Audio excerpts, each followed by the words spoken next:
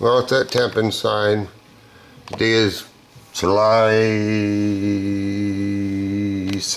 27th, 28th, something like that.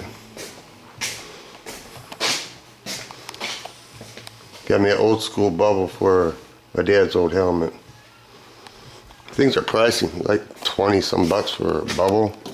But anyway, this is the second time I've had this out so far since I put the DPS on it. The code hasn't come back up. That's .015 flake with purple base, and this is purple pearl with, I don't know, .008 flake, very small, and it goes from purple to black, depends if it's in the sunlight or not. Probably never own a Hellcat like I want so bad, so bought the Hellcat logos and put Alley Cat on it. I'm sure some people are going to hate on it. I think people hate on this anyway because it's a snowmobile engine, which I don't really care what other people think. Everybody should be able to buy whatever they want to buy. Got a lot of coats of clear on this to bury that Hellcat logo. I still don't like what I call salt and pepper. See the purple base and then purple metal flake? I always think I could put enough metal flake on it to cover the purple paint, but that really isn't the case. You would think you could, but maybe I'm just handicapped. I don't know. And then I sanded my wife's tires down and did the white letters on that. She hasn't even wrote it yet. But, and then about the Grand Prix out here, that needs to get done. But what I'm doing today and tomorrow and another day is these two things. I have to cut that notch right there. I have to take that notch and mark it off. It cut two notches, one there and one there, because when these are in the spray booth, this light is too far over and actually gets covered. Show you what I mean. I got one light done. That's it. I did get my turbine thing that doesn't work that often because it ain't very windy. What I mean is, you take the balances out and then this will be an empty spot, and if I leave the LEDs right where they are, half is kind of going to be covered, not half, we'll just say a third. So that row of LEDs, I think them LEDs, the outer right hand side, that row of LEDs will be hidden like this. It'll be hidden like that. And I'm not going through all this work to hide an LED, so that's why I gotta knock these out, take these balances out, and put these bulbs here. It seems easy, and it is, it's just very time consuming. I think the LEDs are worth it. They're $10 a bulb though, so you figure 48 bulbs times 10, we're at 48, $480 plus shipping and taxes, you know, but I don't know. I think it makes a difference to me.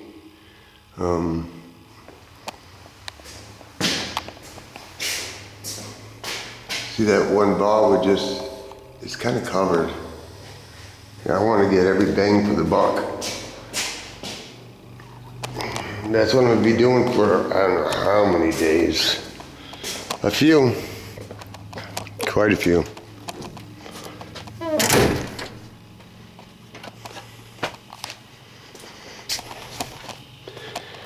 The Grand Prix, I stopped working on that when the house caught on fire and the guy sold me dark pearl. Didn't tell me that it needed to be put on a dark base, but whatever. So I got to sand that back down. And the thing is, like I said before, metal flake is aluminum, and it sands slower than paint. So yeah, and not that I don't like the car, I do. I just got a chopper behind there, got an Astra van there, 58 Caddy over there in the trailer, Trans Am over in the carport, Corvette over there in the carport, and yeah, a few snowmobiles, yeah. But like I said before, this van is, I'm gonna use it to travel. We'll see how much I travel. So it's gotta be roadworthy. Everything's gotta be gone through. I went through all the brakes, and I gotta do all the body work, ground effects. So that's one, I look at it as one car. Then you do the interior work, which is the bed and refrigerator, and just stereo, overhead console, sunroofs, fur, just everything. But what I don't understand, kind of weird, but I had touched on it before. I believe it's this line right here goes to the reservoir, and this line goes right to the actual power steering unit. So it comes down here, and then it just runs along here and turn around, makes a circle, and comes right back. So I'm thinking this is their idea of the power steering fluid being cooled down. Because why would it go out? Why would they waste that material to go all the way down and then turn around and come back? I don't know. It's kind of hard to stay focused for me. You know how it is when you bring something home. You got all these ideas, and you know, just you got all these ideas, and then you get you get interested in another vehicle or another toy or another something, and things get pushed aside. And I like too many vehicles, and just because you can buy the vehicle and afford the vehicle, it doesn't mean that you really should buy the vehicle. Like I never fathomed buying that and then turn around and painting it. I got a lot of clear on that. But anyway, and making that front spoiler like a Hellcat. And yeah, but we all do it to ourselves. If you just had like one or two cars, you'd be golden. But at 58 going on 59, kind of running out of time here. You know, like I'll give you an example. Bought that steering wheel because it's old school and it's wood, and I'm going to restore it, and I didn't, and it's rusty, and I'm going to put it in something. I don't even know if I put it in something that I own yet. I just had to have it because I remember when I was a kid, I seen one in a van or something, I don't know, but piece of property. See, this is what got me started on kind of customizing, modifying, making things different than what everybody else has got. Is these pictures when I was a kid, they used to be like trading cards. I don't even know if they run. That's a bathtub. You know, that's an outhouse. That's a milk truck. That's bunk beds. Okay, you know, but that's what I grew up on. Just caught my interest, I guess. Piece of property, piece of oneself, piece on earth, rest in peace, bigger piece of pie, piece of action, piece of pussy, piece of corn dog, piece of pizza. When the big dogs get all done eating, even the puppies get a piece of something, motherfucker. Just because you can doesn't really mean you should. You should really, we all love the vehicle right at first. It's like, I don't know what it is. And then for me, once you get it, it's kind of, after a while, it's kind of like, I love other things too. But anyway, I got to get on this because it ain't going to get done by itself. I didn't fathom this. This is what it's going to have to do, but this is what it's going to take to get this done. I was thinking that I could just, you know, I don't think things out. I just get ideas. I just thought that, you know, maybe I could just cut this and cut this. Sorry for the poor camera. And then I could just like slide this over so you have 4 that you could actually see. But then I didn't realize can't cut that because that's the housing. You can, but you modify one thing, you fall into another trap. There's a screw there that actually holds this all together.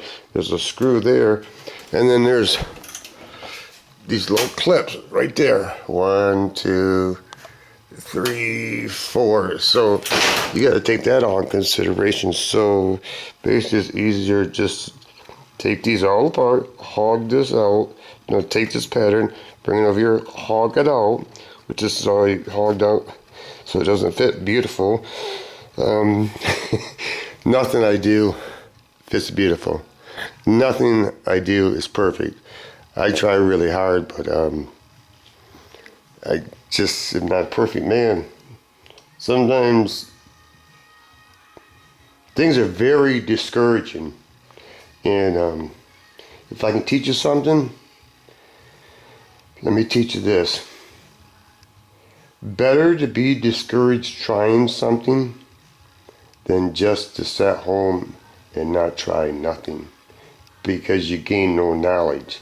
Don't get me wrong, being discouraged will eat at your soul, your mind, your sleep. It does with me, because I just want to be the best, just for me, not for Houdinky down the road what he thinks.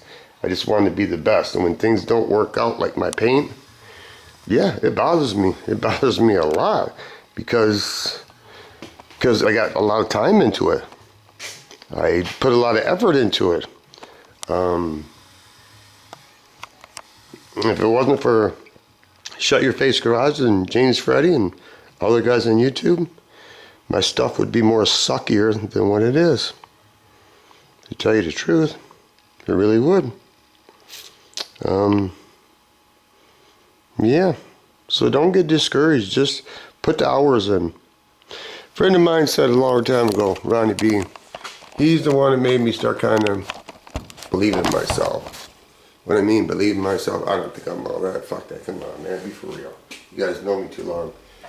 I used to watch him build stuff and it was like, wow, he's got a 4-door S10 with a 454. Wow, serious. And on the back of it says the long way home. That's one of his vehicles. Anyway, I seen him just do it out of a 2-stall garage, and I watched him, and it's like, wow, he can do it. I can try to do a little something. So that's where it all came from, that and the pictures. Don't let the discouragement get to you. It does me. It takes over sometimes. Don't. Fear will stop you in your tracks, and you get nothing done. He always said, if you only work on that item, that same item, 10 minutes a day, it's 10 minutes tomorrow that you don't have to work on it, or it doesn't have to be worked on. Those 10 minutes would add up and up and up. So eventually you'll get it done. But if you don't go out there for at least 10 minutes a day, then you're never going to get done. And it's just a big pile of money wasted over here in the corner. And I got a lot of shit hanging around that need to get done. But fuck it. Learn from your mistakes, I guess. I don't know. Hell, enjoy your evening.